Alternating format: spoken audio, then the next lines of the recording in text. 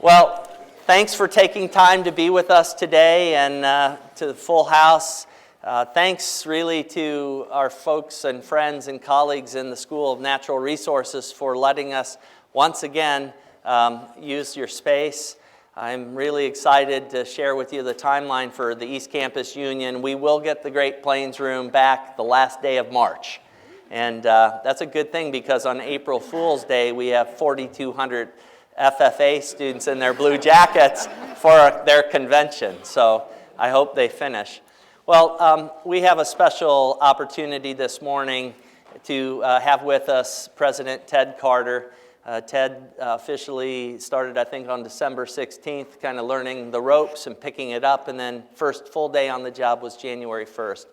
I know Ted wants to be called Ted, and he doesn't like long introductions. All I will say is a few things to punctuate my impression. He's a Navy guy, so I'm implicitly biased, but he is an amazing leader, and you'll come to learn that. I want you to know, not out of pride, that outside of his time with the Board of Regents, when he accepted the position, his first place that he visited was Kearney, and then from Kearney he made the trip to NCTA in Curtis, the next morning at West Central Research Extension and Education Center, and then Chuck Hibbert and I had the chance to go out to Scottsbluff Gearing with Ted and Linda.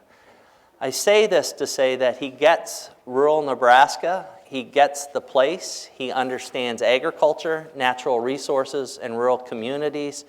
It's not a tough sell. I think you'll hear more about that. He visited with the Ag Builders of Nebraska a couple of weeks ago. That, I think, was perhaps the first group that he visited with. That was not a mistake. It was intentional. His first campus tour last week started with the flagship university of our system, UNL. And today, he took a tour during that 2 days. He and I just did an amazingly quick run from the dairy store through just about every building on campus, a blitz. And so we're really glad you're here. We appreciate that you get agriculture, natural resources, and rural people. And so we have a few minutes to hear from Ted, and then we can open it up for one or two questions, and then we'll get on with our all hands. So welcome, Ted Carter.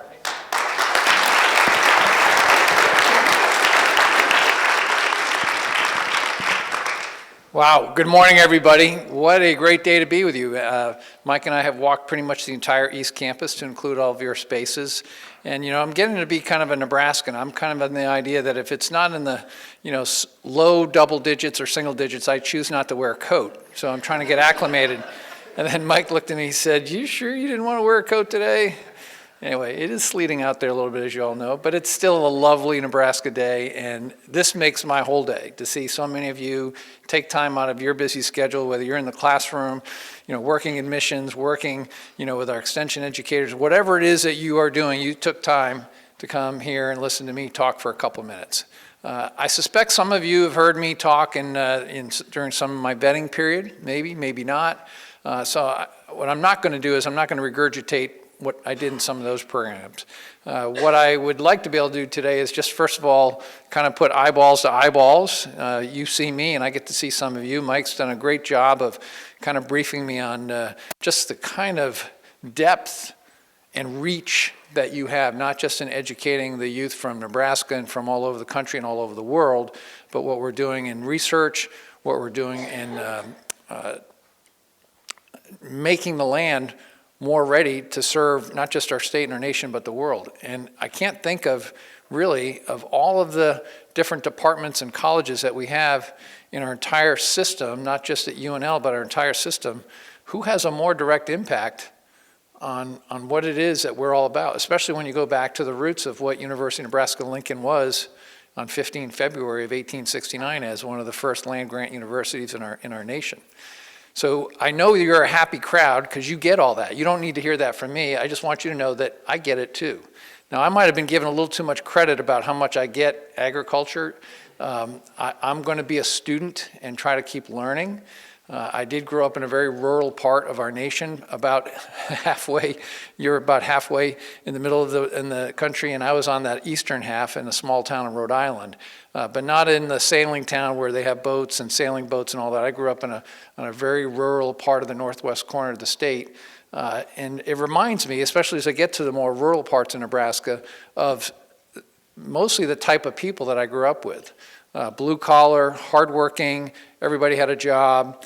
A lot of people worked the land, a lot of people raised horses, a lot of people fished for a living. I grew up in ponds and lakes and streams. In fact, I played ice hockey throughout all my youth and all the way through college, and I still say that I can get on skates today. My wife would like to say I don't.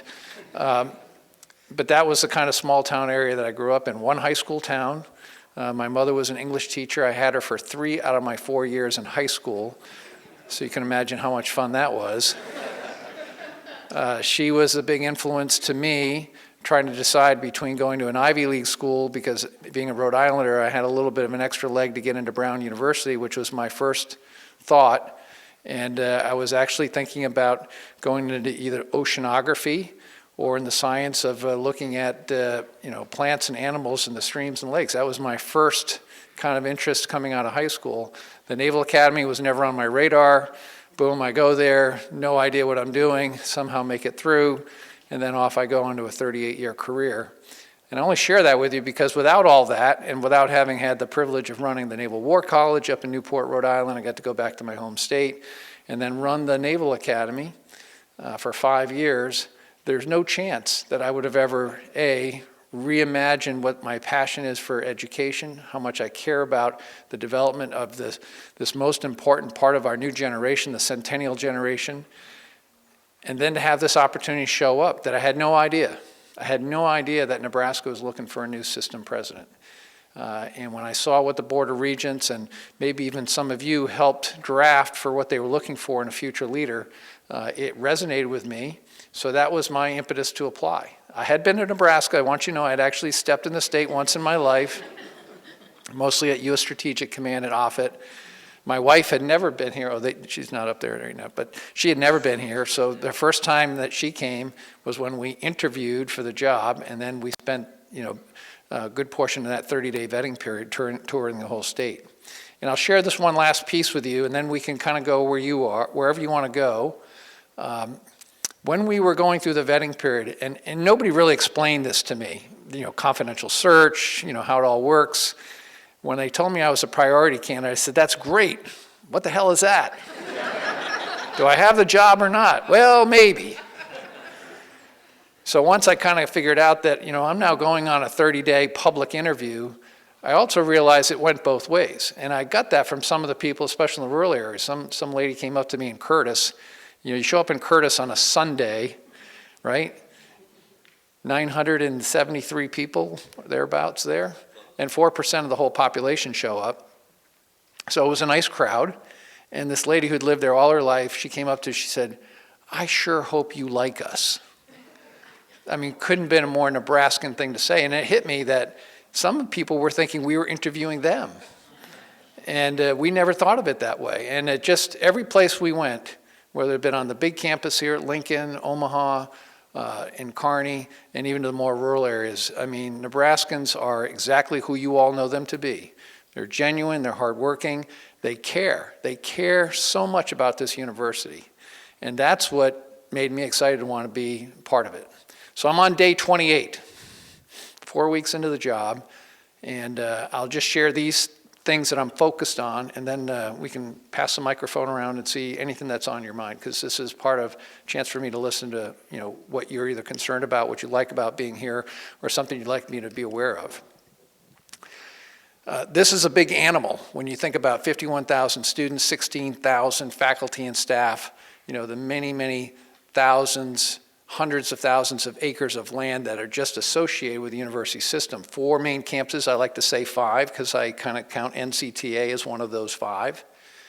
And for me to be able to go everywhere and get a deep dive into all of those programs, it's impossible, and to even prioritize where I go. So I said, I'm going to do these 3 things in my first 100 days, and some of them have been publicized. You might have read them in the paper, but The first one was to spend as much time on the campuses, get to see the structures, see what's new, see what's aging, see where we need some refurbishment, spend more time with the people, the faculty, the staff, certainly some time with the students, and then some dedicated time with the deans and the chancellors, because that's the executive branch of who runs our university system. And they have to get to know how I do business, and I need to know how they're used to doing business to even understand how finances work in this very complex labyrinth called the University of Nebraska system. The second thing I'm trying to get into is spend as much time as I can with the 49 senators of the unicameral. Again, I've lived all over the country, mostly on the perimeter, granted, and I've lived all over the world, and I've dealt with elected officials, often at the federal level, but at many states at the state level. And again, you know this, there is no state like Nebraska in our 50 states. Unicameral, one legislative body, 49 elected officials representing 93 countries in every age from in their 20s to their late 60s and 70s, every spectrum of the political range. And they get stuff done. It's amazing. 60-day sessions on even years, 90-day sessions on odd years. I think they've got about 1,200 bills in front of them right now. They produce about another 400 every year. And as I've gotten to know them, I am very appreciative of how hard they work to get things done. And oh, by the way, they supply a significant portion of the budget that we need to basically pay for faculty, staff, and operations. In fact, without that money, we may not exist at all, or certainly a lot less. So I am your mouthpiece to them to make sure that we get the right amount of money so that we stay relevant and functional and operational. So it's important that I be able to get that. The good news is I'm coming in on a year where we don't have to argue for whatever budget we think we need. That's already been established. I have read and followed where that is, and we don't have a budget reduction team walking around on every campus trying to figure out where we're going to somehow manage the budget monies that we've got. So I get to be a student of them. I met through about a little over half of them now. We had a legislative dinner a couple nights ago, and 40 of the 49 showed up. Now, I don't know about you, but I think that's a pretty good number. In fact, I'm told that that's the most that's ever come to a dinner. And I think it was more of a curiosity factor, but they still came. And I gave a talk, and I gave them some of my thoughts and where I think we're going, and it seemed to resonate. And I'll just share with you that I am trying to find what we have in common with them, and to get them, just as I'm going to ask you, to have this conversation, this narrative about the value of education. Now, obviously, I don't need to sell you on that, but there are a lot of people that are not completely bought into why we have four-year university system, what's the bridge between 12th grade, vocational, technical, community college, four-year university, master's, PhD. How does that all fit in a state like Nebraska? And do you really need all that for this economy to grow just within our state? We got to have that conversation. We got to keep having it, because that's really important. And that's the kind of conversation that I'm getting into, whether they love the university or they think we're overpaid. I'm trying to find that common ground that, hey, all of us need education. And I don't care if we just want to talk about K through 12. I'm happy to just go into that space. So that's a relationship that I'm building with them. And the third thing is we're going to put a strategy together for the University of Nebraska system. Now, UNL has had a number of strategies. You had a 150-year anniversary strategy that was kind of thinking about the next 150 years. You had another team that put together this 2025 team. So I'm not trying to replace what Mike or Ronnie has done to build what I think is already some great work on how you view yourself and where you want to be over the next 5 years, 10 years, 20, 50, 150. But for us at the system, if we're going to be 4 campuses, argue 5, 1 Nebraska, 1 university, we better figure out how to have that strategy work. There's got to be a value to every different college, every different university being part of the university system. So we're going to write that. And we're going to put together, we've already put together some teams that are representative of every campus. In fact, I think we're going to have our first official large group meeting on Monday. And I'm going to lay out the concept. It's going to be more than a bunch of platitudes and some long-range vision. We're talking about something that you can hold in your hand and read it, and you'll say, aha, all right, I kind of get an idea where we're trying to go. And I've built a number of strategies in my life, some of them, at the major combatant level. We're talking about, changing, shifting commands as large as U.S. Strategic Command itself. And the process that I use, and these things are modeled, but it's really pretty simple. And I like to try to simplify things. But you have to better understand where you are right now. I call it the as-is. So I got to have an understanding of the as-is organization. Today is a part of me getting some understanding of the as-is organization. And then you want to have a vision to where you want to go. And we can think about that in 5 years. You won't be able to get everywhere you need to go in 5 years, but at least set the conditions so that you can move on beyond that. And then the real strategy is, how do you get from here to there? And that's where you take into account resources, people, all the things that you're going to have to do. And you have to be able to do it so it doesn't just cost more money. You have to be able to do it so that you do it efficiently. I'm not going to walk into the unicameral and say, I need a 7% budget upgrade right now, or else I can't do this. They're going to laugh me out of the state capitol.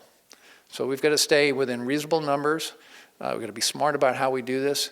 But it doesn't mean that we can't use some new bold ideas to make ourselves do what I think a lot of that you already do. I think the story just needs to be told. Just the story of the dairy is like one of the coolest things ever right here. That story should be its own movie, should be its own book. There probably is one. So these are the types of things that I'm working on right now. Trying to make sure I understand the campuses, get a better view of the as-is, if you will, spend time with the unicameral, and then write this strategy within the first 100 days. So 100 days means that as you reverse engineer that thing, we're talking about a draft concept piece of paper that's probably 15 to 25 pages, glossy, maybe a few pictures, that will be intended for everyone to read. So this is an up and out document, meaning it's up and out to the people in Nebraska, foundation members, the unicameral, across, meaning the senior administration team, so my central administration, the chancellors, the deans, and then the down and in, which is faculty, faculty senate, students, student parents, all the way down to what we might call the tactical level. And somebody will be able to read this and say, okay, this is a good story, I'm on board. And I need people to buy in to not only what the vision is, but how we're going to get there. So it's meant to be done collaboratively. And that's why we put this team together. The chancellors have given me the names, and we weighted this thing by the size of the campuses. So UNL has a significant larger number of people on it than the other campuses. And then we're going to build those into subcommittees, and then we got to write it. So, the clock's ticking. We're on day 28 of 100. And we haven't got a damn thing except a bunch of ideas in my head. So we're going to get there. I would tell you if I had 5 hours, we could do it. We'd just be really busy. But we'll get it done. And I want to get it done as close to right. I have an old saying, never let perfect get in the way of good enough. And we're not going to do that either. So we're going to get this thing to about an 80, 85% what I call solution set. We're going to share this thing with the right people, and then we're going to get on with it. It doesn't mean that we can't make small adjustments about where we want to go along this 5-year timeline. We just don't want to make major shifts. So that's it. I'm excited to be here on day 28 with you. And it isn't just about getting to the 100 days. By the way, the 100 days ends right about the time of my investiture. We picked 17 April, so that's when I'll officially be installed. That's a ceremony that I'm not used to doing. We usually in the Navy do a change of command that happens on day 1. But we're going to do that event, and then the spring ball game will be the next day. We've got a Board of Regents meeting right around, so there'll be a lot of people in town for that. And it lines up nicely with making sure this document will be produced just a few weeks, maybe a few days before that event. So how about if I stop there, see what's on your mind? I'm not tracking the timeline too much. I'm always... 3 questions? Yeah, I'm always sensitive to not holding a group of people hostage, so we can go as long as Mike says you want to go. All the way in the back. If you yell, I probably can. Yeah, we got good. We have people online. If you will, summarize the next 5 years in 3 words, and those words can be any words you choose. Yeah. But they need to be meaningful to us. Okay, 3 words.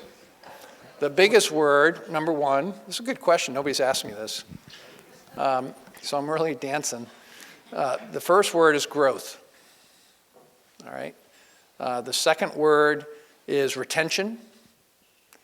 And the third word is culture. So those would be my three right out of the gate. So growth is not just bringing in a larger student body, not just expanding our programs. It's making sure that we all agree on what growth for this generation looks like. How do we build a successful student body coming in, not just in the state of Nebraska, but out of state of Nebraska? And I think as I look across all the campuses, you may be an outstanding model for what some of the rest of the campuses look like. You've grown in your student enrollment. You're about 25% out of state to include international versus in-state. And you're very successful in how you bring these students. They're excited about their majors that they're in, and they graduate at a good level. How do I get everybody else to keep up with you, and how do I get you to continue on that upward trajectory so that you can continue to be even more successful? So that's a little bit about what growth, meaning that it isn't just about the number, but that's part of it. Because if we don't grow some, we have the risk of becoming less relevant. And I'm talking about how we graduate our students, put more of our graduates, whether it be undergrad, graduate, or PhD, to work in the state of Nebraska. That's got to be connected, so there's a growth part that connects us to the business development community. And then how do we advertise and attract ourselves, not just in-state, but out of state? Kind of this idea that the University of Nebraska isn't just for the top 50% student. There's something here for everyone. Now, I'm not saying everybody coming out of high school is ready to go to a four-year university of this caliber. They may not be. But there are other opportunities that we should look at bridging opportunities, whether it be from our technical schools like NCTA or from community college, which is a very vibrant program here in the state, better than most states that I've been used to seeing. So that's part of the growth word. The retention word, this isn't just about how we get to higher graduation rates, which, by the way, are at the national average or lower across many of our campuses. To me, that's unsatisfactory. So we're going to work on that. But it's also about how do we retain faculty and staff, which means that we have to have people that not just love what they do, they got to feel like they're being paid their worth and that they see their future here. As I've met more and more faculty, I am stunned by how many people have been, with their company, with their discipline for 15 plus years. So, either you just love living here or you just love being part of the business. And I get that, if you look at the paid averages across just the Big Ten, we're not competing well. So how do we start to get that closer right? I'm going to meet with the UNL Faculty Senate today. I know they're going to ask me that. And I'm sympathetic to the question. I just don't have a magic wand to say, yeah, here's a 7% pay raise. But we're going to work towards that. So there's a retention piece, because we've got to retain the right talent to draw the right talent. And then the last part is the culture, which is not just kind of associated with the first two, but it has to do with the feel. And this has to do with whether or not people want to be here, whether or not people want to come here. Some of this is also the branding of who we are. So I think there's some work to be done there. To put it in more simple terms, I think we're all just a little too Nebraska nice. We have a tendency to not brag about ourselves, and we need to do a little bit more of that. So, as an outsider coming in and seeing and learning what I've already seen already, you got a lot to brag about. So we got to find a way to help ourselves get that story told, not just within the boundaries of Nebraska, but outside. So those are the three that just jump off the top of my head. Thank you. Good word. One more question. Yes, sir, right here. I didn't think you'd pick me. No, in all seriousness, in your talks, I haven't heard anything. I just would like a word or two of what you think as far as the University of Nebraska and international engagement. Yeah. So where I have come and grown up all my life, I've had international partners in just about everything I've ever done, from the day I graduated to flying all over the world, being on aircraft carriers, operating with international partners. So you can imagine how I feel about not being isolated as either a single nation, just from the pure military aspect. So that to give you a little insight. I personally believe that our college campuses, especially where we are the only state university program that is so vital to not just the state of Nebraska, but for our nation, has a strong, strong need to welcome our international partners. So I'm a little discouraged when I see some of the numbers that are going to stop dipping down. We can talk about why that is. I will be looking for ways to make that more attractive and easier for our international partners to come in, to do more collaboration with our international partners. It isn't just for the sake of doing it, it's because we can't be successful without international partners. We have to be able to learn how to operate across both oceans, across all of these different nations that all have some of the same problems that we have in terms of being able to grow enough food, to have clean water, all of the things that you are intimately involved in. So this isn't a U.S. problem, this is an international problem. So yes, I want to figure out how we bring in more international students, and I also want to have the opportunity for our students to be exposed to experiential learning, to get overseas for semester studies abroad, for short-range experiential learning opportunities where they may have to get involved in learning another language. We're terrible in America right now at getting our students to grow into another language. Other nations, most kids speak 3, 4 languages. We're lucky if we can speak 1. So I'm a big believer in that. That was one of my top priorities when I was at the Naval Academy. I had no federal funding to send our midshipmen or cadets overseas for semester studies abroad. I stated my first day, this was now 6 years ago, I wanted 500 students out of the roughly 4,000 midshipmen that were there to get an overseas experiential learning experience every year. We had never achieved that number. We got to that in 2 years. Now, I lost some of that because of the funding, but we're still sustaining a model there of $350 a year. Again, small scale compared to what happens here. But the idea is still the same. When our kids came back, whether they studied in Spain or Singapore or China, when they came back, because I would see them off, when they came back, it was remarkable, the difference. They had matured, they completely changed. It was the first time for many of them that we sent them under no military umbrella. They'd go live with a family. They'd go to school in China, at the normal school or wherever in Beijing. They had to know the language. They had to get themselves around. They had to manage their budget. They had to manage their diet. And then they came back. I mean, it was not just a learning educational experience, it was a personal growth experience. So I saw the value in that, and I know it exists here. I know we do a lot of that here. Ronnie and I have talked about whether or not that's something we could make available for 100% every student. There's a price tag to that, and we've got to figure out how we make that affordable within tuition rates. You didn't hear me talk about tuition rates for our students and student debt. That's in my viewfinder. So I'm going to do everything I can to keep student tuition down as low as we possibly can. I'd like to be able to stand here and say we will never raise tuition rates again. I probably could say that, but then I'm not sure I could prove that self to be true down the road. But I do believe in the value of that experience because for a lot of our young people, especially those that are here in Nebraska or came from our neighboring states, there's a pretty good chance they've never been out of their state or really got very far. So to go to a foreign country where they have to have some language skills, learn the culture of that country, I mean, it's life-changing. And I know you all, I see a lot of heads nodding, I know you all get this. So I'm not sure if that's scratching the itch that you have there, but I'm a big fan of not only bringing the international students here, but getting our students there.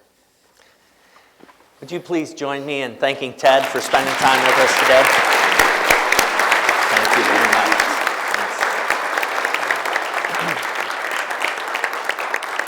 Ted, you're more than welcome. Brad, you're more than welcome to stay for the next hour, but we get that you have a packed agenda, so thanks for making time and spending time with us. I will be seeing you all on the campus. Remember, I just live across the street.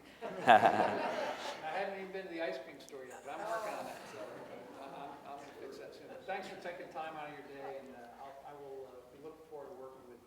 I think he's thinking about flavors. Battleship Ted ice cream. That doesn't sound appetizing, Ted. Okay. Well, that was a treat. I'm glad we could work that in. Thanks for your flexibility. For the balance of our time, I've asked Dean Hibbard to spend some time to talk about the transition from where we're at today with how Extension is doing an amazing work, an exemplar in this country. Where other states have collapsed, we have done nothing but keep our eye on the ball at engaging citizens of Nebraska and beyond. And so, Chuck, I'll pass that off to you. Thanks, Mike. Great to be with all of you today. I remember in July of 2012 when I was interviewing for this job, and my first engagement was dinner with the IANR senior leadership team. Archie was there.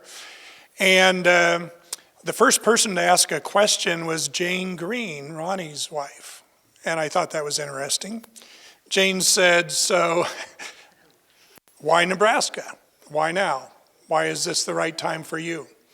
And I started out by saying, well, you know, excuse me, I'm from Nebraska. And Jane said, that's not good enough. Okay, I'll finish. And what I talked about was that Nebraska Extension was a place where people thought about the future, where they thought about opportunities, and they were willing to grow and evolve and think about what could be and do that in a way like perhaps no other state, no other land grant in the country. And I've found in the last 7 years that that's absolutely true. And so what I want to share with you today is a conversation that we've been having among our extension leadership team really for the last 18 months, thinking about how do we do extension better in Nebraska.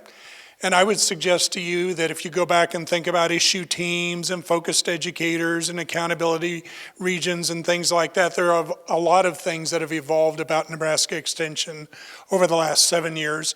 But I think this one really is revolutionary and opportunistic. And so we're going to talk about how we're moving from extension districts to something we're calling engagement zones. So Ronnie Green, when he was Vice Chancellor, pulled this group together to talk about the future of the Institute of Ag and Natural Resources. And one of the things, excuse me, that came out of that conversation was the idea that instead of having 4 research and extension centers, maybe we needed to have 5 extension districts. And the one that's really unique in that regard is the Metro District. It looks like a question mark on your right, but includes the urban and peri-urban counties in eastern Nebraska. And this, frankly, was a game changer for us because we've always thought about urban extension and how important it is to do great extension work in our urban settings, but we really didn't have a mechanism to focus on that and an opportunity to hire somebody who really understood urban extension. And so, Brian, thank you so much. And so when we put this model into place in 2016, Jack Whittier became the director of the Panhandle Extension District and also the director of the Panhandle Research and Extension, now Research, Extension, and Education Center. Kelly Bruns was hired more recently to be the director at West Central. Bill Kranz in Northeast. John Westra in Southeast. And then we brought a person back from Missouri who'd been lost there for a number of years. And we found her way back, Cindy Zludicki, who had been an extension worker, a 4-H educator in the Douglas County Extension Office for many years. And we brought Cindy back to Nebraska. And then hired Doug Zaleski to be the director of the Eastern Nebraska Research and Extension Center. We think this was a good move. It was a good next step in terms of where we wanted to go with extension in Nebraska. But we also thought about the idea that maybe there's something more that we could do that would be better. And so we started thinking about opportunities, and there were 3 things that came up that we thought were really important for us to think about. First of all, how many of you know that over 40% of our extension educators have worked for us for 5 years or less? Huge turnover in extension at the county rank. Most of that due to retirements. In some cases, people who come and go before they finish their career. But a huge turnover in our county ranks. And of course, what this does, it brings to us people who have new ideas, new expertise, new ways to think about opportunity. And so we started thinking about how do we do employee success better. And I should have mentioned that in this model, every one of these people had somewhere between 40 and 70 direct reports. Now, how do you facilitate employee success with 40 to 70 direct reports? So in this model, we have between 15 and 20 direct reports. So a much more reasonable number that we think can help facilitate employee success.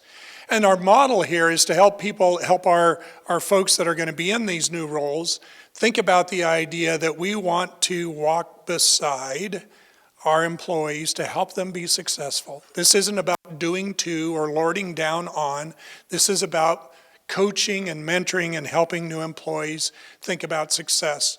The last point I'll make on this one, how many of you have read the Extension Handbook, How You Do Great Extension Work? How many of you have read that? I don't see any hands, but I see a few, okay? But I don't see many hands because there's not really one, right? The cool thing about extension is that it's an opportunity to think differently about how we engage people in ways that are meaningful, bring research, and to think about solutions that are valuable for Nebraskans. So that's a cool opportunity, but because there's no handbook per se, then this walking beside becomes really, really important.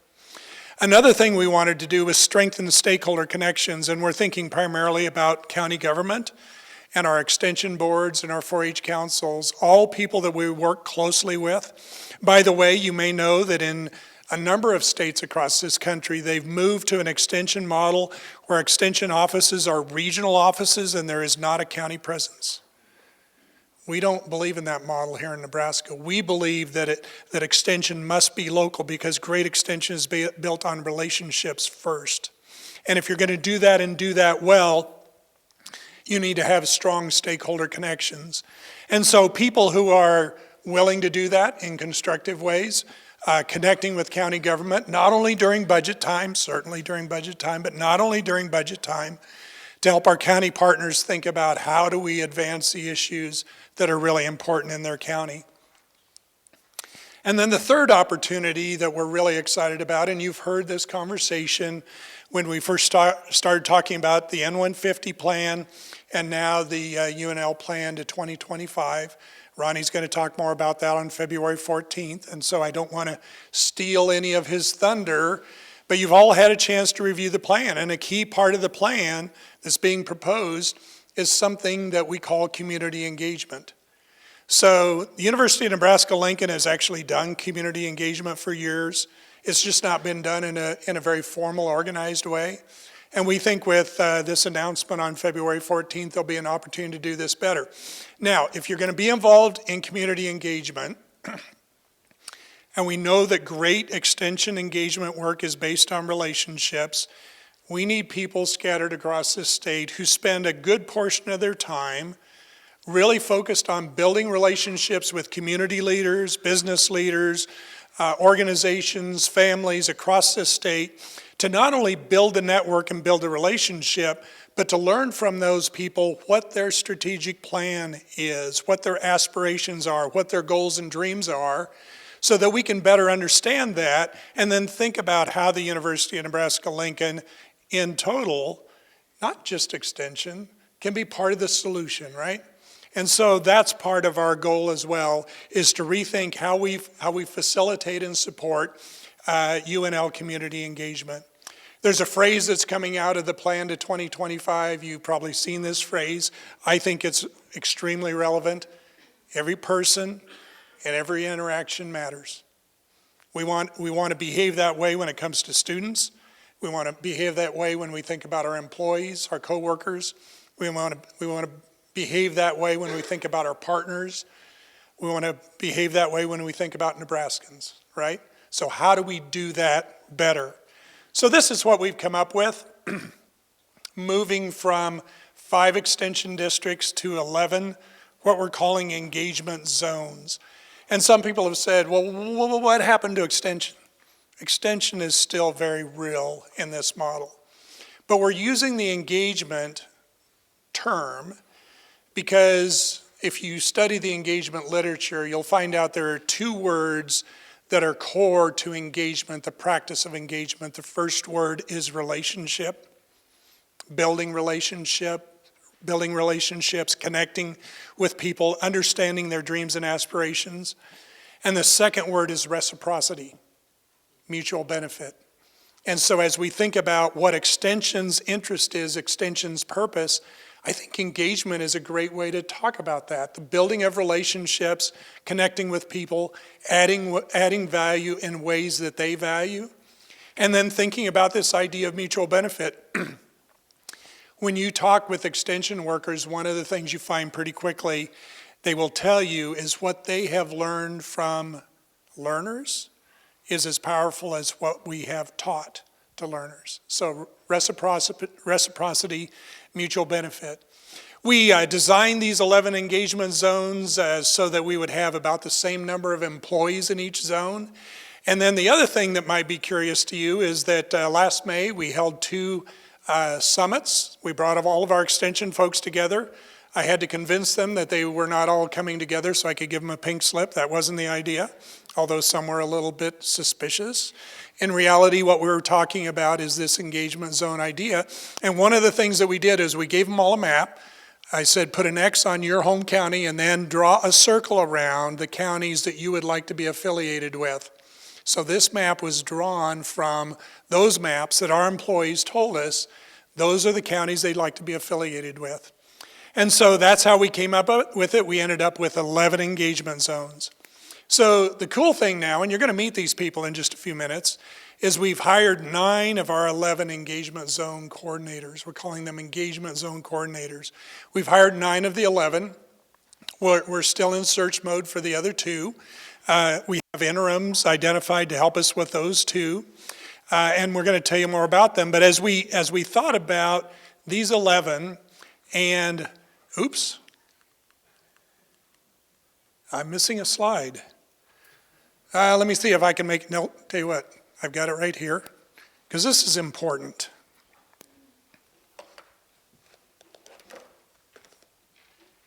I must have hit delete by accident. I can't imagine you did that, Mike. So we've talked a lot about the characteristics of an engagement zone coordinator, and here's some of the things that we've talked about.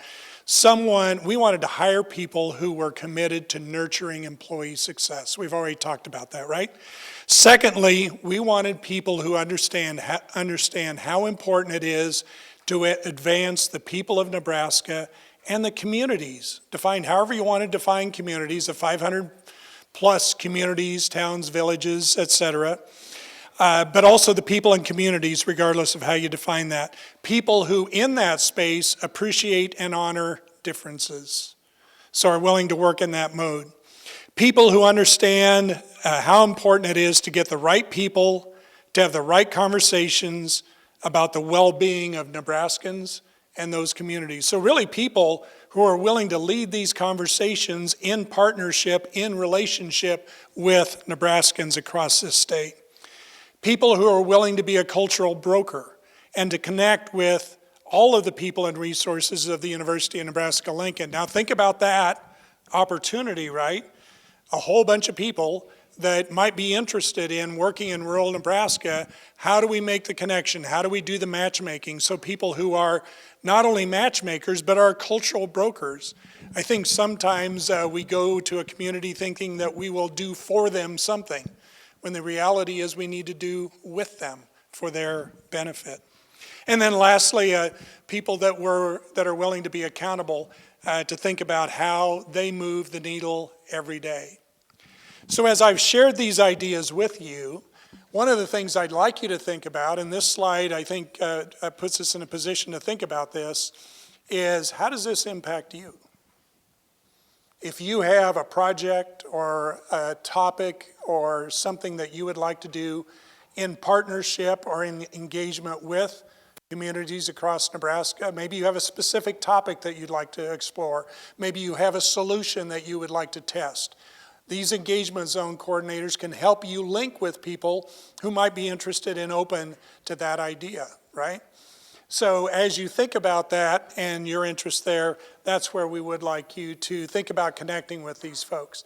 So let me introduce these folks.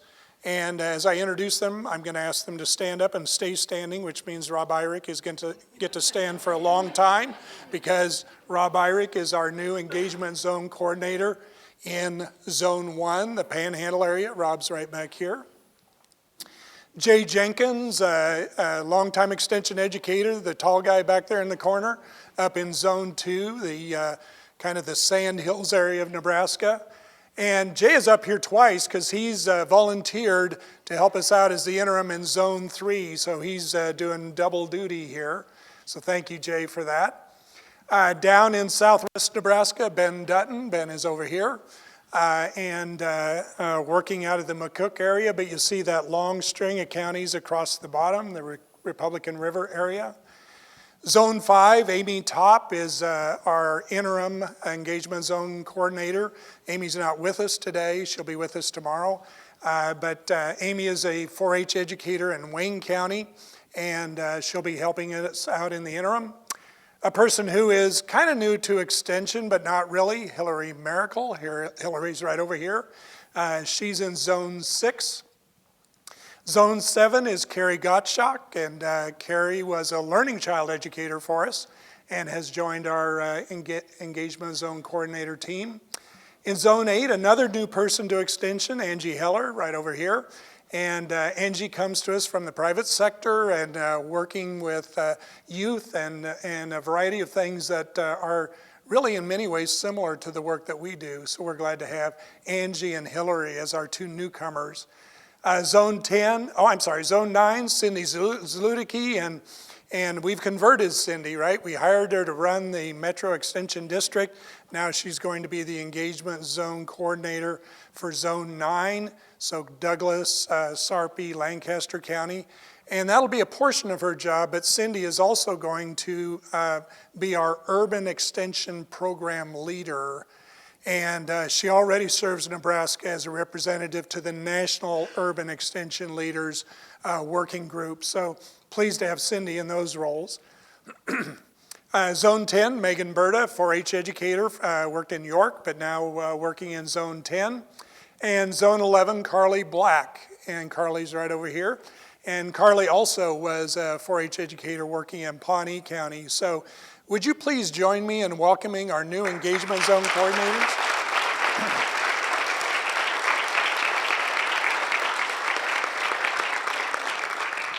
So get to know them. They're anxious to get to know you. That's why I told them they all had to spread out and connect with as many of you as they could. But please connect with them. Please ask them to help. One of the things they're going to do is build that Rolodex of connections across this state and trying to understand deeply the issues and opportunity that this state faces and how we as a university can be part of the solution. So that's what I wanted to share with you today. Do we have time for a question or two? Sure. Question, anybody? Must be clear. All right, thank you, Mike. Thanks, Chuck. There's your characteristics slide. A little out of order. There we go. I really screwed up. Well, we'll get to the questions, but I do want to say thanks to Chuck, to your leadership team, to your vision. Anytime you change, this has been a long discussion. It's been an ongoing discussion. This is the next chapter. And other states, I can't tell you, are not where we're at. And I really believe that people will look to this change in Nebraska and will wonder what the secret ingredient is, and it's the people. It's the people, plain and simple. So next up, we have questions. We put out a survey. Jen Muller put out a survey, and we have a series of questions. Tiffany Hang Moss is up first. So the way this works is there's a picture with the person who's answering the question, and then they get the clicker. So there you go, Tiffany. So my question is next. Your question's next.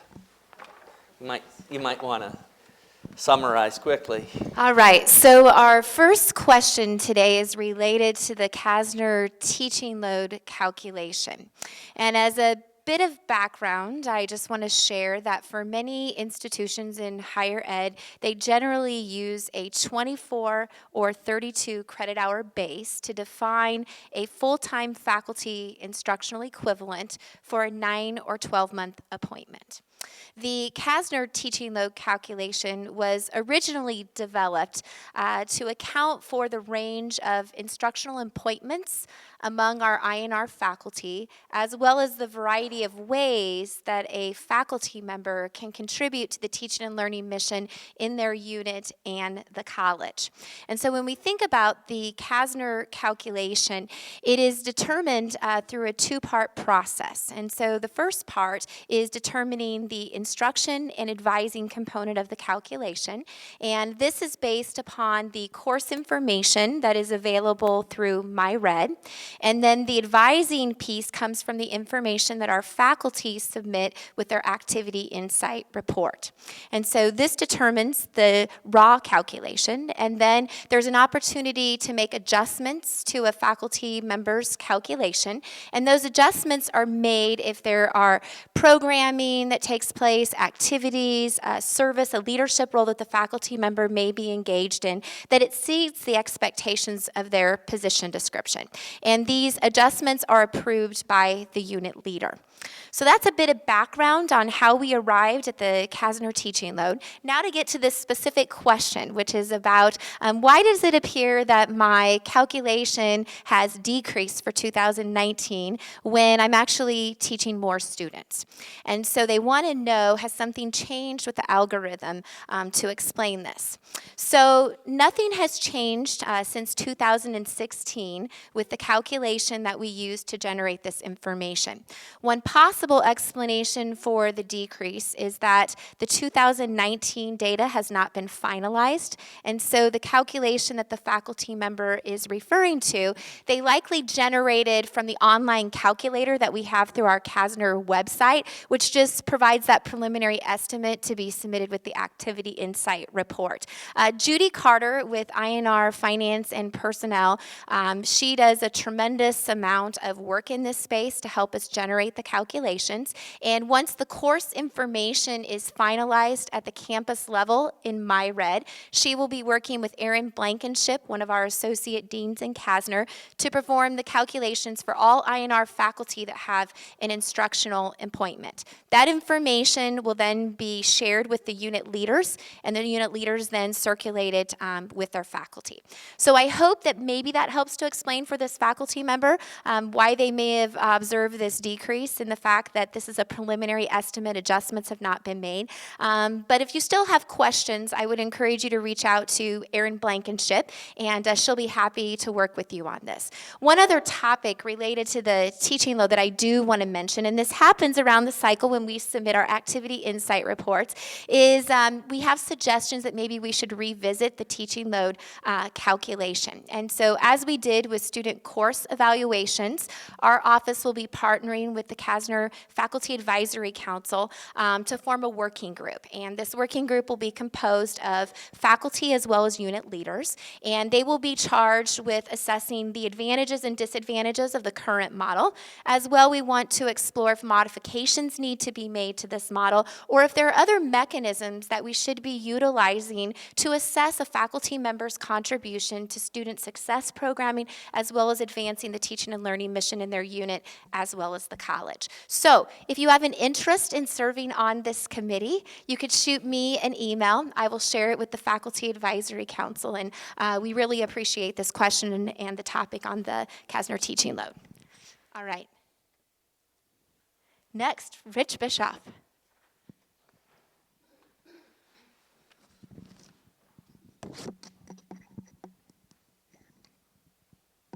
So does IANR have a diversity and inclusion strategic plan in place? And if so, would you please share it?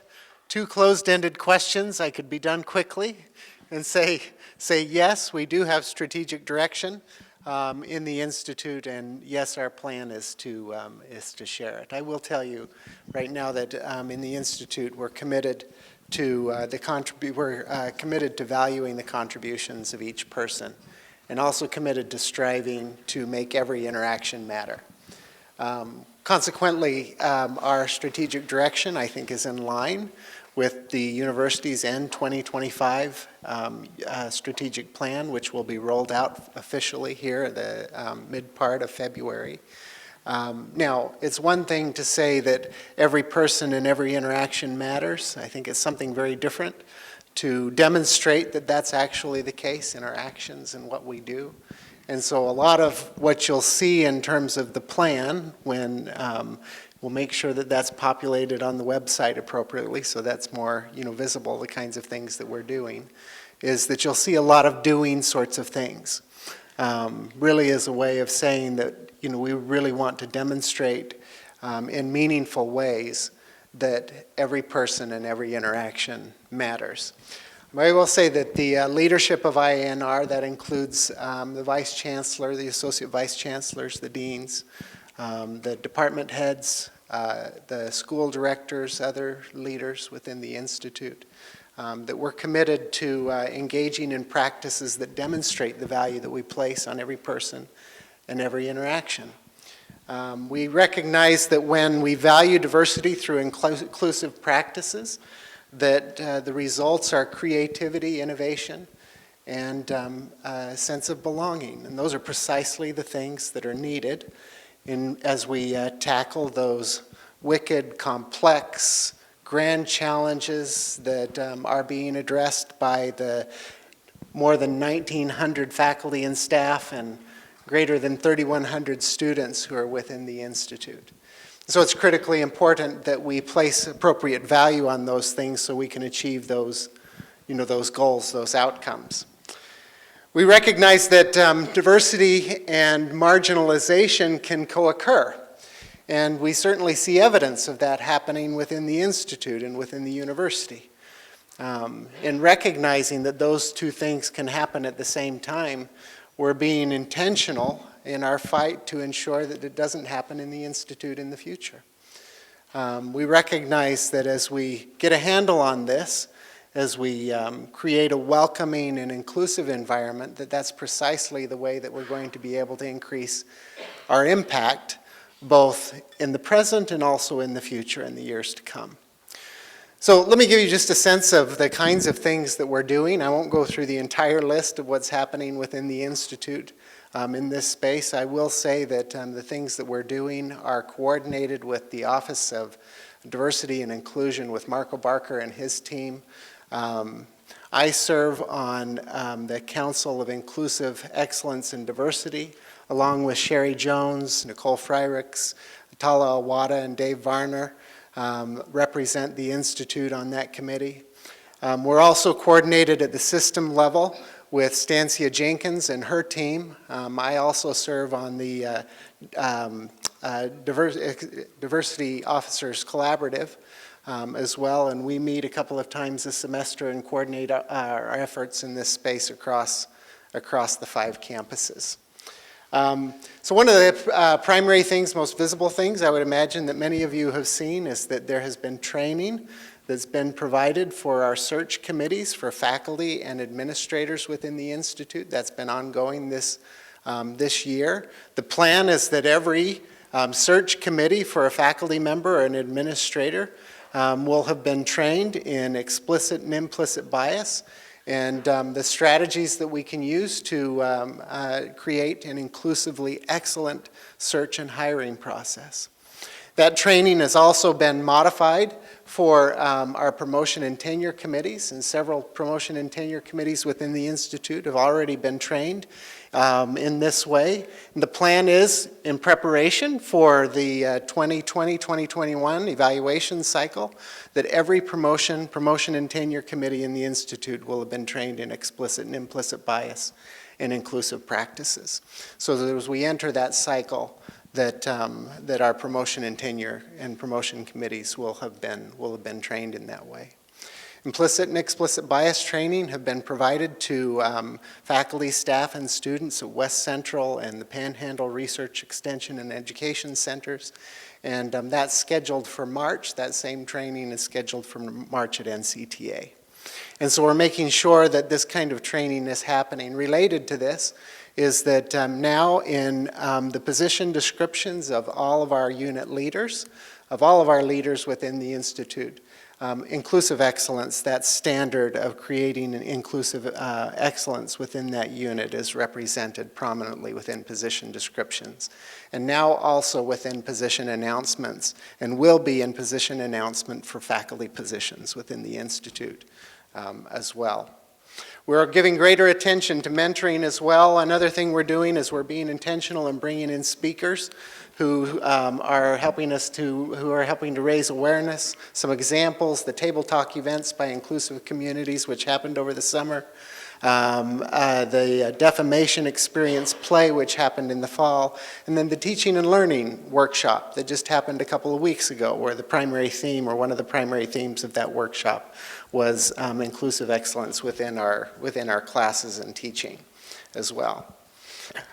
We are creating a chapter of Manners, which is a student organization providing support for students who are underrepresented in fields associated with agriculture and natural resources.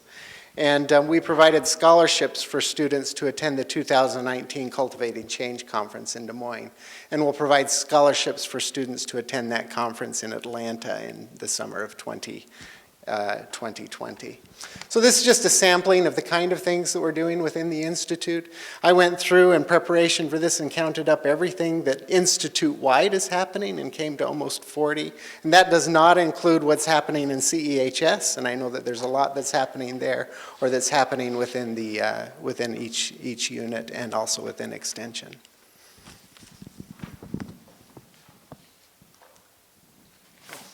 So that's me. I don't know why I get the parking and sidewalk and infrastructure questions. They get all the great questions. So there are two questions in here. One was really around how do we fix sidewalks and so forth. Let me give you a couple of numbers. On East Campus alone, we have 15 miles of sidewalks.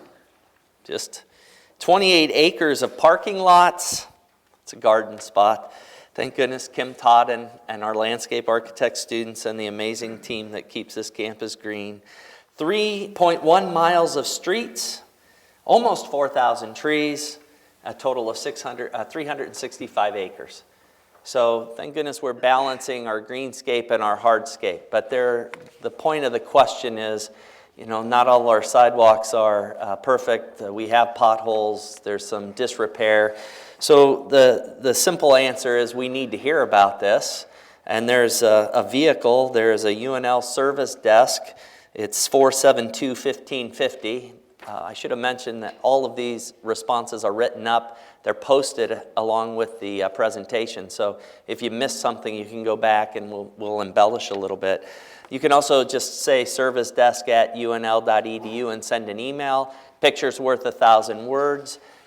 If you really are frustrated about something, a chronic issue, please CC me on your Boehm, MBAME 3, Barry Scholl over there.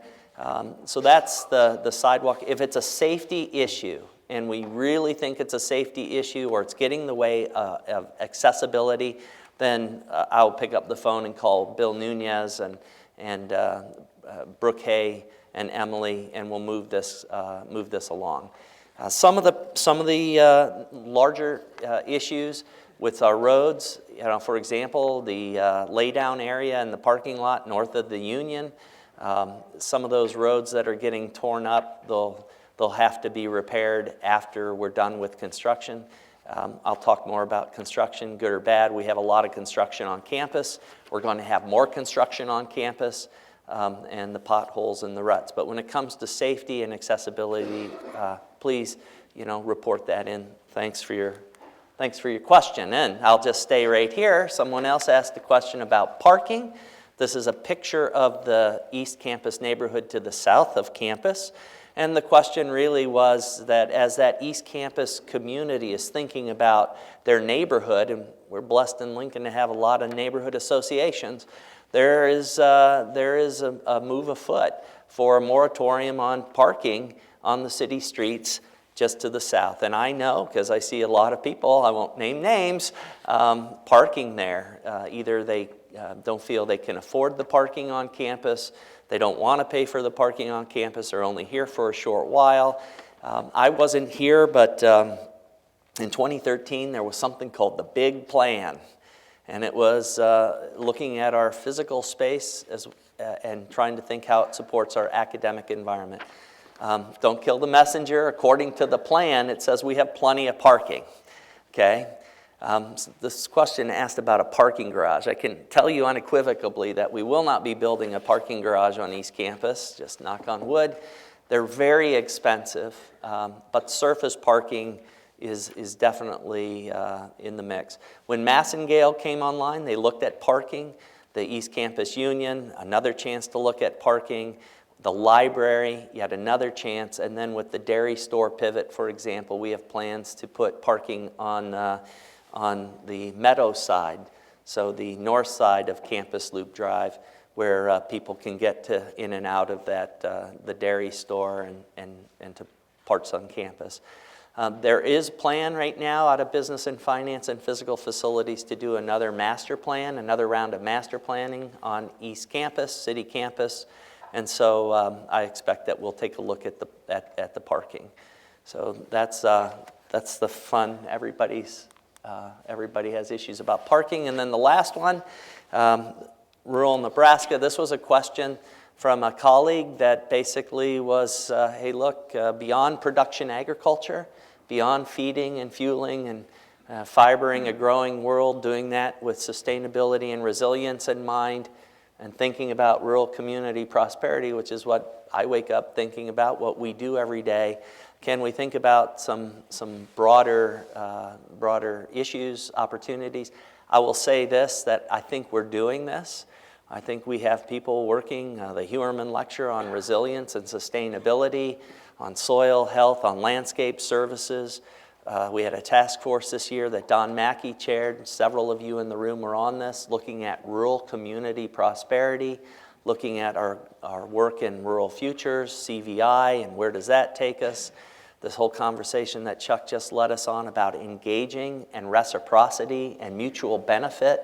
These are all targeted at being relevant and helping Nebraskans grow Nebraska. So I think there's a lot going on in this space. Our hiring and our leveraging of funds, we think, are aligned. If you have specific examples, just shoot me an email, visit for a cup of coffee. Ron Yoder.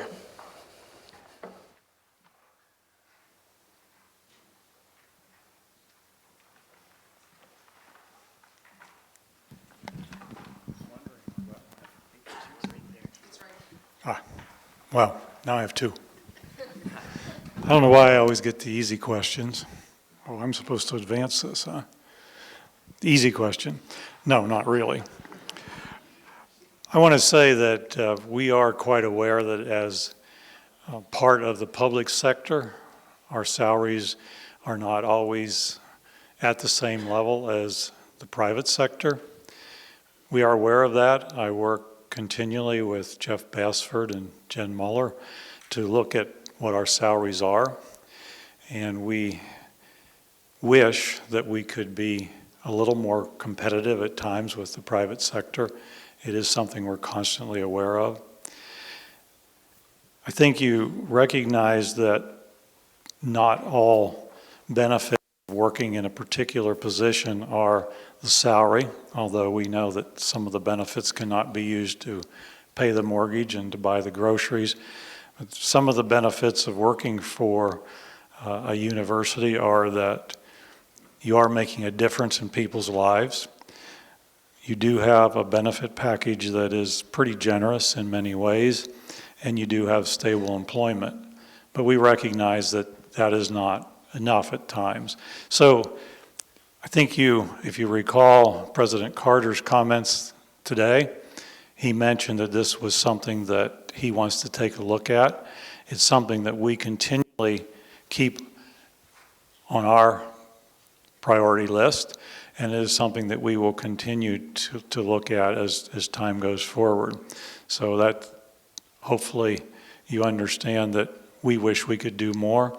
Sometimes budgets are not adequate to address some of the things we'd like to do.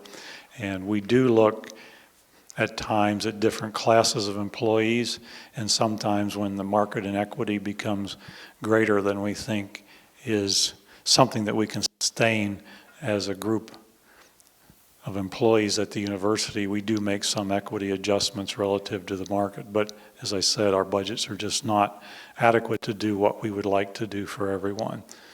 Be assured, though, that we are continuing and will continually look at the budgets or the salary structure within the Institute. Tiffany.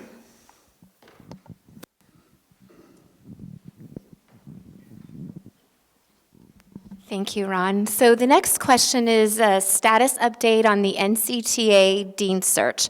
So our search committee met last week, and we evaluated the pool of candidates, which we have a great pool that we received for this important position within our system. And we have identified a set of candidates that we are advancing to the next phase, which will be Zoom interviews. And our goal is to complete Zoom interviews, reference checks, and then identify our short list and receive approval before the end of February. And then we will pass that information off to Vice Chancellor Boehm. And our goal is to host the candidates to the NCTA campus in March for their face-to-face interviews. All right, and next I will, oh shoot, sorry about that. I got ahead of myself. Next I'm going to turn it over to my colleague, Sherry Jones. Thanks, Tiffany. All right, so a question about Mabel E. Hall. Some of you have probably seen information in the local news about this. The building at 14th and Vine is coming down this semester. We're a little bit behind schedule already, waiting for gymnastics to move out, and then there's some asbestos removal that has to happen. And then my understanding is they're going to take it down brick by brick, so no famous implosion for that building, but we'll be able to watch it come down. Keep your eye on the college website. We're going to be putting up a web page to watch the deconstruction and reconstruction and pay some homage to the history of Mabel E. and also show some pictures of what that building will become. We should be able, if we stay on track, to reoccupy in 2022, and this building will house the departments of teaching, learning, teacher education, child, youth, and family studies. We'll get to once again join all together as one department in the building, and a part of the Nebraska Center for Research on Children, Youth, Families, and Schools. So a place where teaching and learning will be visible, and lots of engagement between faculty, staff, and students in that new space, and we're going to be very proud of it. The next question relates to the status of chair openings in the college, particularly those associated with child, youth, and family studies and textiles, merchandising, fashion design. So we are currently in the interview process for the Department Chair of Child, Youth, and Family Studies. I hope that all of you are able to connect and engage with those candidates. I know the leadership is, and I know announcements have gone out for various meetings for unit heads in IANR. So please engage. One candidate was here last week. We have one on campus today, yesterday and today, and the final candidate will be here at the end of this week. So please engage. Nick Pace is chairing that committee. Please get your feedback to Nick or to members of the search committee or to me so that we can move forward, hopefully with a successful search for this department. In textiles, merchandising, and fashion design, Ichi Yang is currently serving as the interim chair for that department with Michael James' retirement. Our plan is to initiate a search for that department chair this coming fall. So fall 2020, we hope to initiate that search and have a new chair in place, hopefully by fall 2021. But Ichi will be at the helm until that time. So thanks. Archie? Thanks.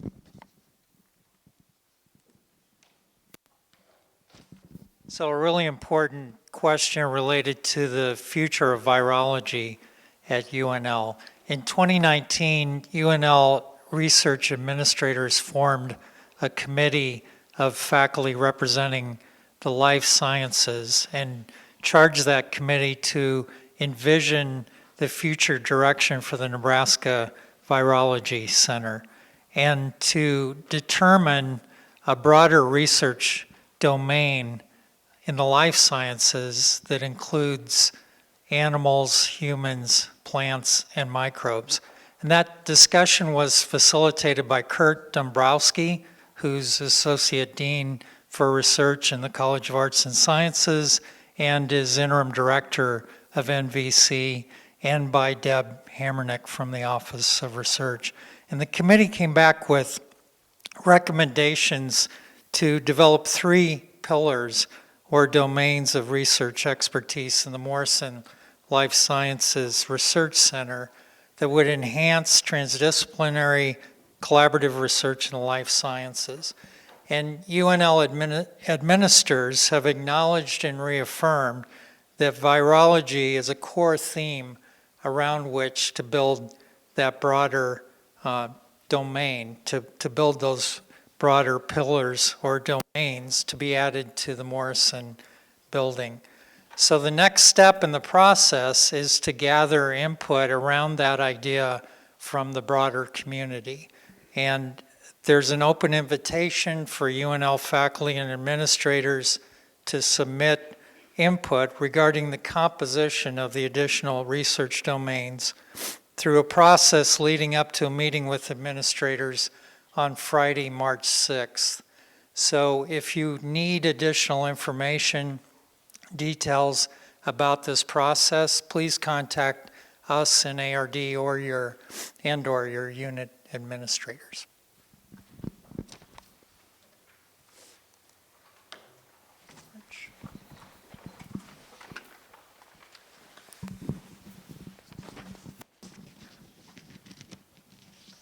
So what professional development and promotion opportunities are available to full-time research and administrative staff to help with their retention?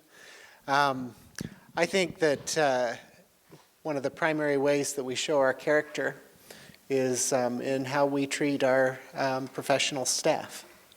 And I'm pleased to announce today, although an email went out about this a week ago, that IANR administration has approved an IANR staff council that will help in this regard. CEHS currently has a staff council and has had a staff council for 15 years. UNORSO is well established, and there are several other staff councils that exist within the university and across the system, but IANR has never had one. Our intent is that this staff council will help in some of these regards.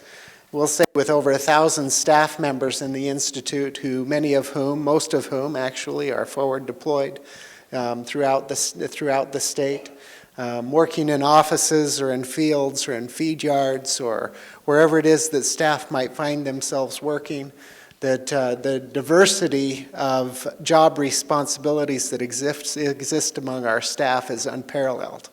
And that's going to be one of the challenges, I think, of this staff council, is to try to provide a vehicle for the great diversity of staff members that exist within the Institute around professional development and also connecting with one another, particularly for those who might not have other opportunities to be able to connect with people who are engaged in very similar job responsibilities. And then opportunities just to be able to, to show appreciation for what the staff does through awards and recognitions and, and those kinds of things.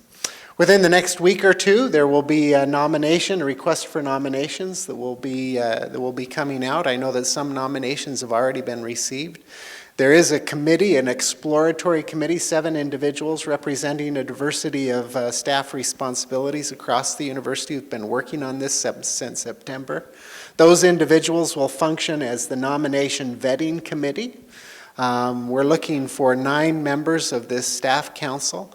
The expectation is that they will begin meeting April, May, something like that, and over the summer, and we'll begin offering programming for staff in the early fall semester.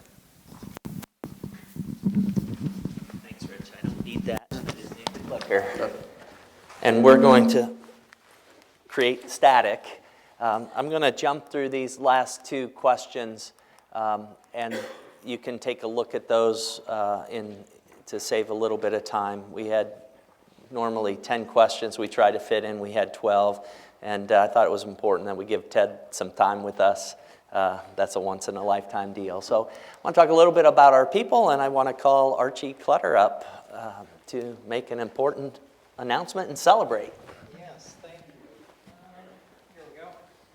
Well, I really appreciate the opportunity to have this forum to present the ARD Junior Faculty for Excellence in Research Award. This is an award that was created back in 1991 by the ARD Faculty Advisory Council, and it's made possible through the Ruth Branham family. It's awarded annually, and the qualifications are tenure track assistant professor with an ARD appointment and a maximum of 5 years of professional service at UNL. And the evaluation by the committee is based on publication record, evidence of external funding, and peer recognition. And I wanted to just show you, we've had such great opportunity to bring on talented faculty in the last several years, and that's reflected in what you see here. This award is made annually, but you can see in the last 5 years, the pools have been so deep that we've made more than one award, and you'll recognize the names there. So for this year, there are 2 award winners. The first is Rebecca Roston from the Department of Biochemistry and a member of the Center for Plant Science Innovation. Rebecca, I think, is here. There she is. Thanks. Rebecca received her bachelor's and PhD in biochemistry and molecular biology from UC Davis and did a postdoc at Michigan State. She's assistant professor, as I said, in biochemistry. Her research focus is understanding resistance mechanisms in plants for cold tolerance and biogenesis and stress-induced remodeling of chloroplast membrane. She also does research in biochemistry instruction. She's published 29 peer-reviewed papers, including 17 since joining the faculty at UNL, and has over 860 citations. Her research program at UNL has been supported by nearly $2 million in federal funding, including an NSF grant on improving undergraduate STEM education, and an NSF career grant. That's one of the most coveted faculty awards, federal early career awards. And that one's on the study of plant freezing stress resistance and signaling. National and international recognition of her work is reflected in 29 invited talks in the last 5 years, and being elected to chair of the 2021 Gordon Conference on Plant Lipid Metabolism and Function. And if you know about Gordon conferences, that's quite a recognition. So, Rebecca, congratulations. Woo!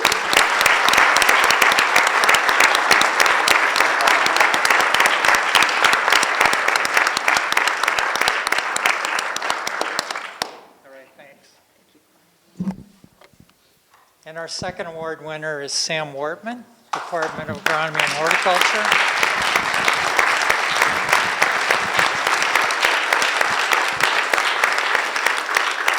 Sam received his master's and PhD at UNL, and then after a brief stop at the University of Illinois, joined the faculty here in agronomy and horticulture as assistant professor. And Sam has a 75% teaching and 25% research appointment. His research focuses on novel management strategies, including the use of cover crops and biodegradable mulches for enhancing the sustainability of specialty cropping systems.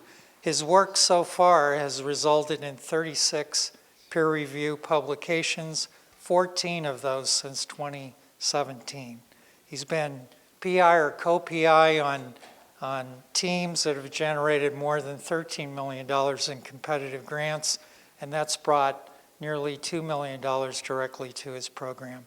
He's also outstanding in that integration of teaching and research, and last year received the Junior Faculty Harlan Family Award for Teaching Excellence.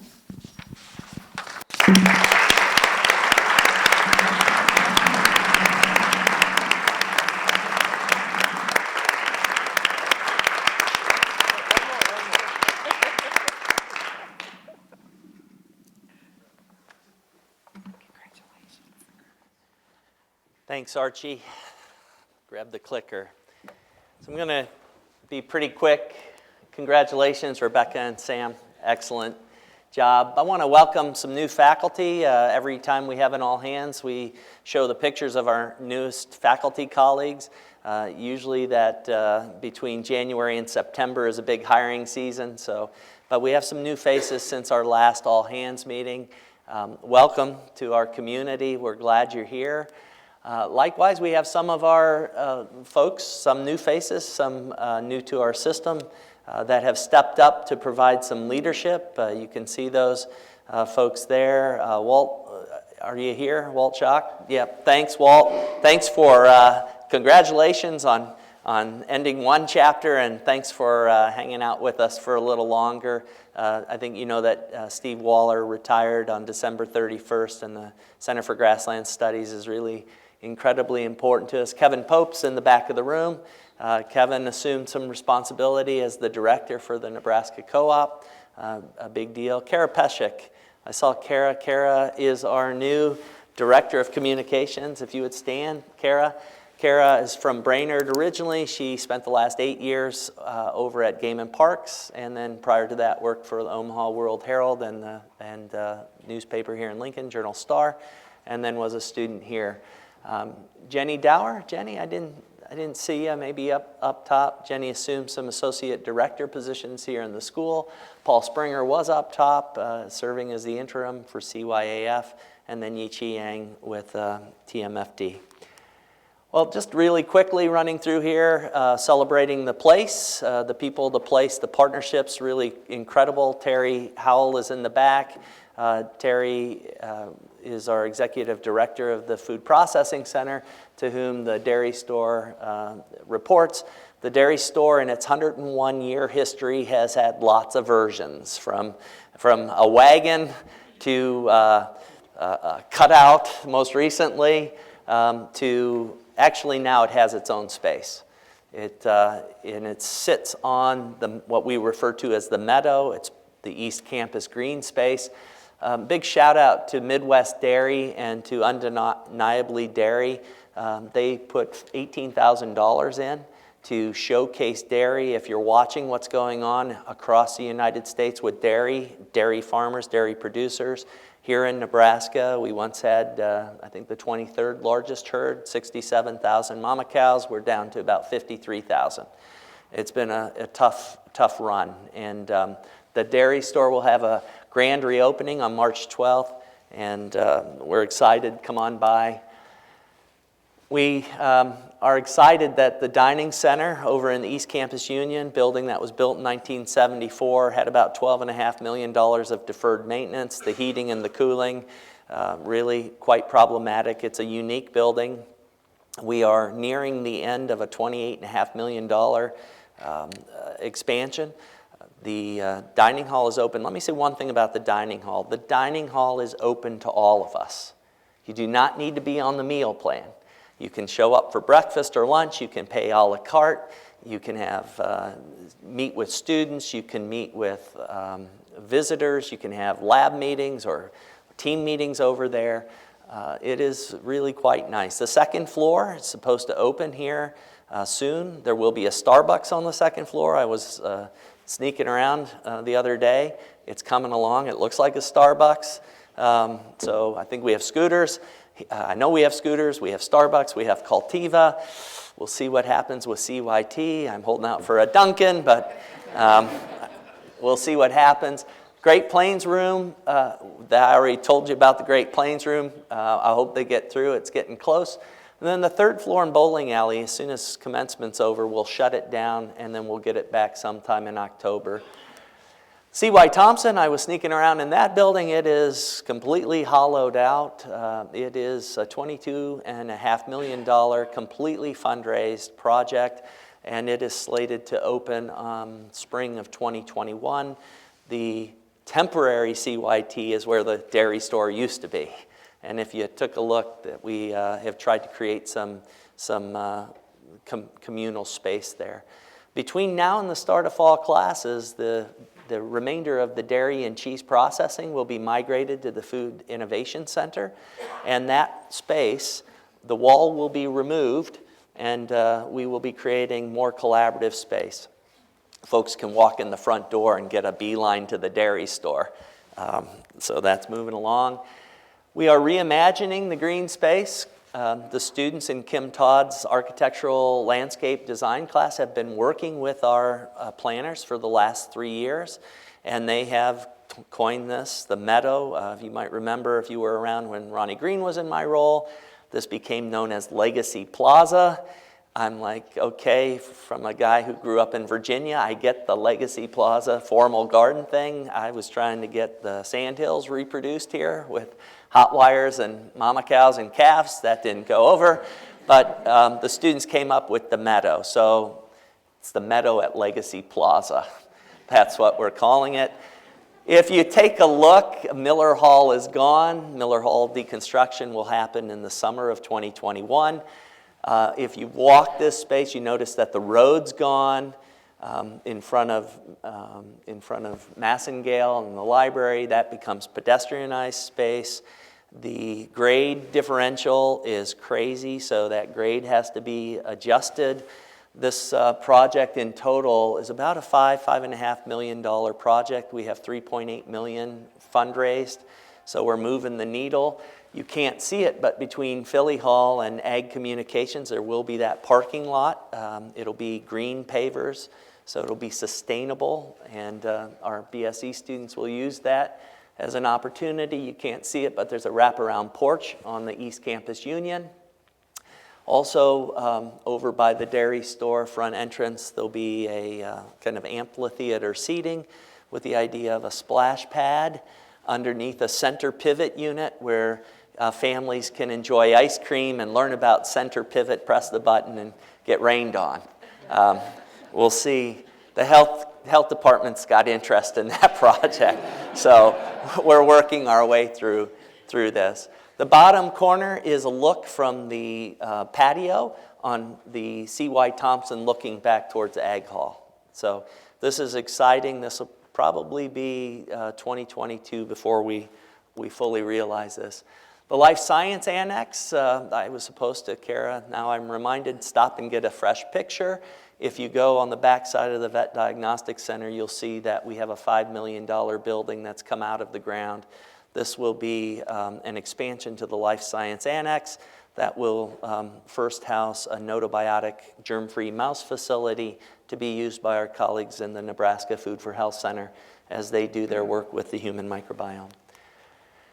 Pretty cool. I shouldn't probably say this, but I'm going to go out on a limb. We are building a hotel. This is a Marriott branded hotel at the Nebraska Innovation Campus. The Nebraska Innovation Development Corporation has approved this. It's going to go between the mill and the Rise building, so just south of the Greenhouse Innovation Center. It will not be called 72 Hotel. Don't hold me to this, but I'm 99% certain it's going to be referred to as the Scarlet. And inside the Scarlet, every room will have a theme of a Nebraskan, a story told from all 93 counties of Nebraska. This will be a really neat place. There'll be a restaurant. There will be meeting rooms so that we can hold meetings. Pretty neat, and I'm excited. Quick run on programs. If you haven't, also out there at the Nebraska Innovation Campus, through a really unique partnership, there's something called the Combine. It is a space to really push entrepreneurship in the food ag space. It is open. Invest Nebraska and Department of Economic Development, as well as IANR co-sponsors. I share this because it's been a long time since we've had an economic impact study. We've got a team that's updating the 2010 economic impact study. This will be really important to a lot of us as we justify our existence. That's pretty harsh. Our relevance in the economy of the state of Nebraska. And then some of you have heard about a voluntary separation program for tenure track faculty. The university has offered VSIPs, as they're called, routinely and periodically. We, under Susan Fritz's leadership, offered another incentivized retirement program. 66 tenure-track faculty at the University of Nebraska-Lincoln went with this program. 67, one withdrew. 66, 14 colleagues in IANR. So we're going to see some shifts. We normally see about 15 to 20 folks retire annually. The big deadline there is February 13th. Folks that have their separation packages, they have to have them signed and turned back in. So this number can only go down. It can't go up. So we'll see what happens. And then some really neat programmatic changes. Ag Econ has now a new graduate certificate in rural community vitality. This, Larry, thanks to you and your team, huge. We have the Northeast Nebraska Agricultural and Natural Resources Education Compact. This is a partnership between public PK through 12 school districts in Northeast Nebraska, the 2 tribal community colleges, Northeast Community College, Wayne State College, NCTA, and UNL through Kasner. Simple mind, it's all about student success from the learning child, early childhood development, to reading at 3rd grade, graduating from high school and getting a high quality certificate, associate's, or baccalaureate degree, and just dissolving barriers to student success that exists across county lines and institutions. Really, really positive. And then in the Department of Plant Pathology, and I guess I am implicitly and explicitly biased, when I came here, this storied department was running its graduate programs, masters and PhDs, through partnership with agronomy and horticulture in the School of Biological Sciences. That seemed odd to me, and the faculty decided that they would like both of those graduate programs fully nested in the department administratively. Herculean effort to get the paperwork, had to go to the coordinating commission, and it was approved in December. So Lauren, thanks for your leadership. Congratulations to my colleagues. Now I just want to leave you with this, and I promise just I'll click through here in all of 2 minutes. Our mission. I had this slide up here when we came into the room. You know the story. I'm speaking to the choir, but the world is changing radically, and it's changing very quickly. And you read the papers and watch the news. We get this.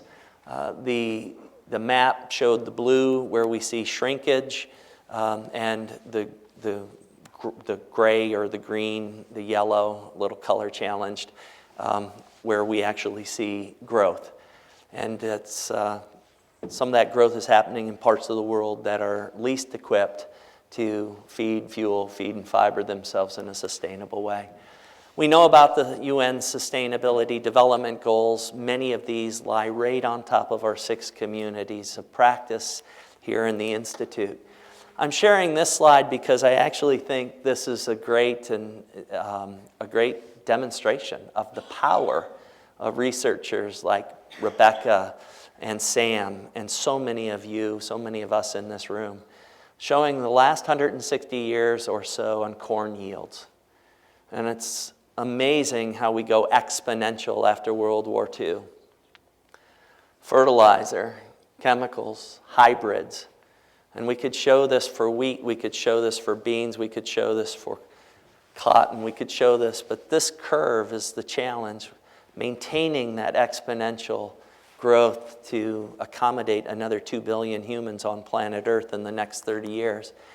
And the world that we live in and the work that you do is so fascinating. It is cutting edge, blurring the lines from basic and foundational research to translational work, crossing all kinds of disciplinary boundaries.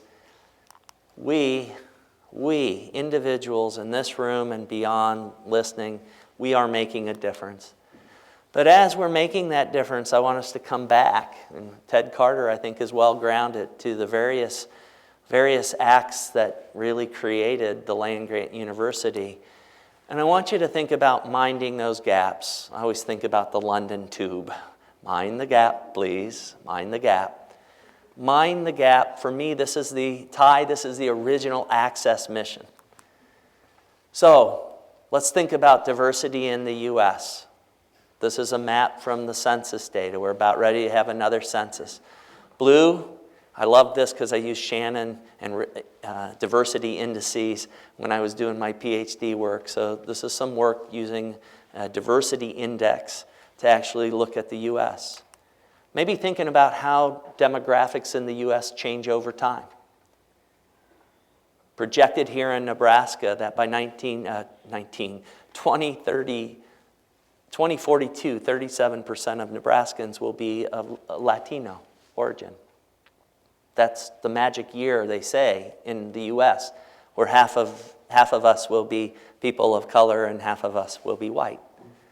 I go back to 2011, half of the babies born in America were white and half were babies of color. In 2029, half of our students, assuming we live in an accessible society, will be our first-year students in Kasner and CEHS and NCTA. And I ask the questions, how are we doing at minding the gap? Who's going hungry? We're 13.2% food insecure in Nebraska, better than the national average. But thinking about where that poverty exists, we don't have to look far. We live on a food desert right here at Adams, Livingston, 48th, 33rd. Educational attainment.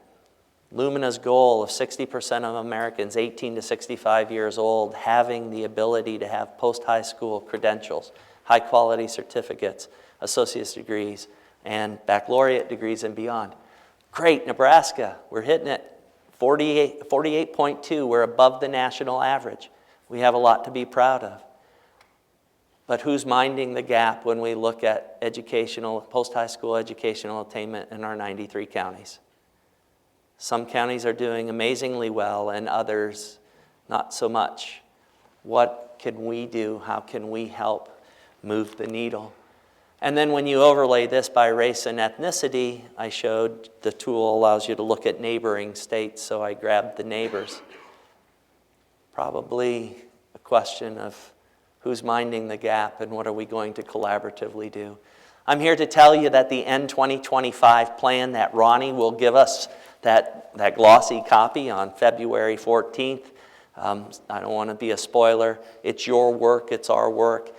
That plan addresses these 6 aims, which, as far as I'm concerned, sit right on top of our 6 communities, our centers, our institutes, our program areas, our mission areas, our divisions, our colleges.